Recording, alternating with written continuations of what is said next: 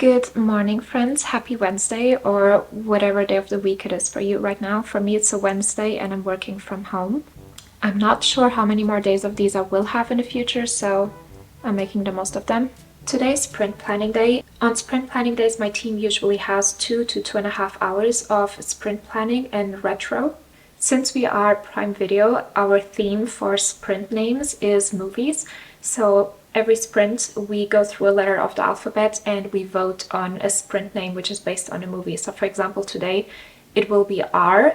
So I absolutely am gonna say The Lord of the Rings: Return of the King. My favorite Lord of the Rings movies are the first and the third one, so The Fellowship of the Ring and The Return of the King. Let's see, I hope it gets voted, although my manager doesn't like Lord of the Rings, I just remembered.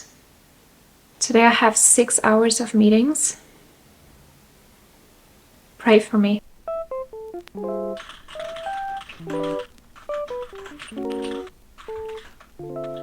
I am done with sprint planning. I'm gonna make myself some lunch now. I was thinking of making some fish in the oven. I got this fish. It's basically just a fish fillet, and then it has some breadcrumbs and some seasoning on it. And to go with it, I'm gonna make some salad.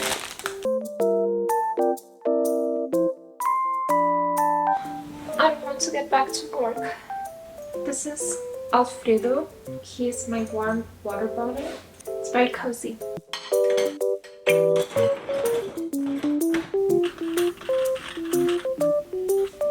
I'm gonna show you guys what I've been reading. Last week I finished Blue Sisters by Coco Mellors. I was reading it on my Kindle. By the way, I decorated my Kindle. I have this plastic clear case for the Kindle, and I basically cut out a sheet of paper and then I glued the stickers on the sheet of paper so I don't glue it directly on the Kindle, and then I put the case around it, and then I glued a pop socket on my case. I think it looks very sweet. I like it. I also bought this case for my Kindle because my Kindle was starting to get scratched. I don't have a case that goes around the screen, so my screen was starting to get scratched, and I bought this case so I can protect it better when I'm on the road. It fits very well. I got it on Amazon. I will leave it linked in the description if you guys want to check it out. As I was saying, I finished reading Blue Sisters by Coco Mellors. It was actually really good. I liked it better than the other book from the author, which I read in August. If I'm not mistaken, it's called Cleopatra and Frankenstein. In Blue Sisters, there is more plot and there is more closure at the end as well, in my opinion, so I liked it better. The story is about 4 sisters. One of them passes away, and it focuses on how the other 3 sisters deal with it and overcome it. I have also been reading 101 Essays That Will Change the Way You Think by Brianna Wiest. This book focuses mostly on psychology and self-development. I quite like some of the essays in here. They have resonated with me, but others, I just don't like them as much. They don't really speak to me on a deeper level, but I think that's normal because in 400 pages, if you manage to find 50 to 100 pages which teach you something, this is already pretty good. So definitely recommend it. I think it's a great book to read. Now, as my fiction book, I've been reading Bunny by Mona Awad. Apologies if I'm not pronouncing the name right. She is a very talented writer, in my opinion, this author. I like her writing style a lot. And this book is basically a horror satire. This book takes place in a university setting. The main character is this girl called Samantha, and she's in this very prestigious writing program. Samantha has very peculiar colleagues, which are a group of girls who only really talk to each other, and they call themselves bunnies. This book, as I mentioned, is supposed to be a horror satire because these girls are actually part of a cult.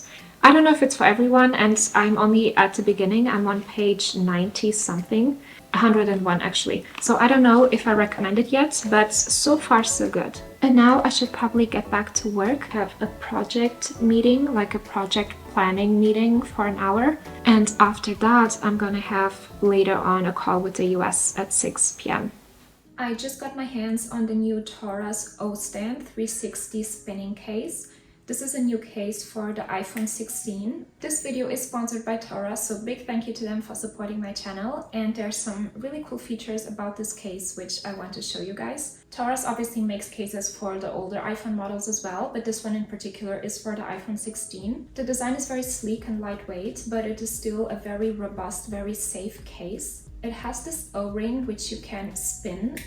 This is very practical to adapt your iPhone to any kind of viewing angle which you want. I think that Torras really nailed the balance between style and strength with this case. It has raised edges for extra safety around the screen and the camera, so you're covered in case your phone falls down. And with the round edges and the curved back, I think it feels really good in your hand. It doesn't feel bulky at all.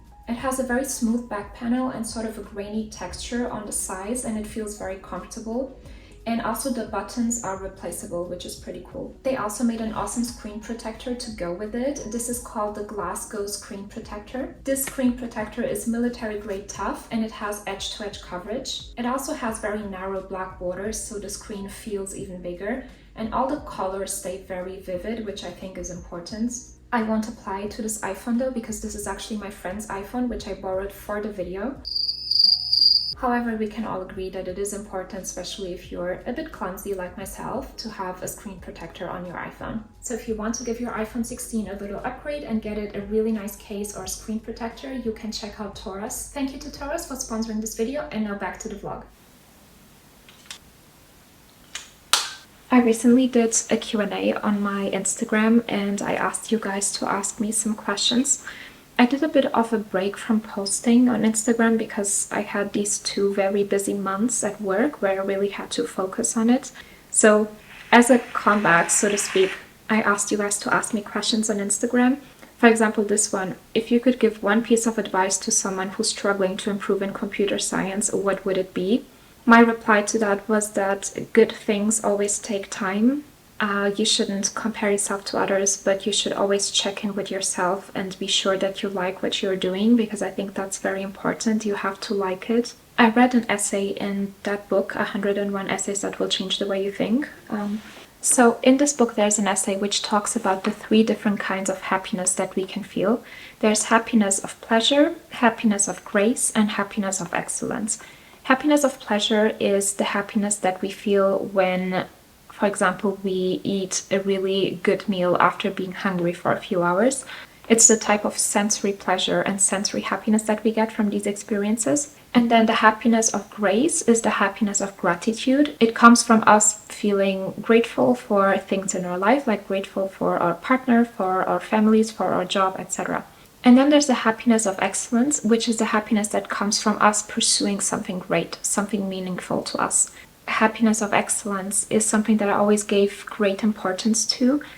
It's unfortunately not that easy to find, in my opinion.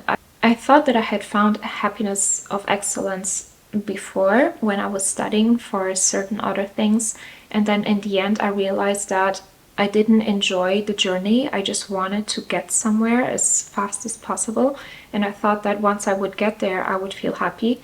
But the whole concept behind this type of happiness is that you fall in love with the journey. You fall in love with the mountain that you're climbing and the hike that you're taking to get there.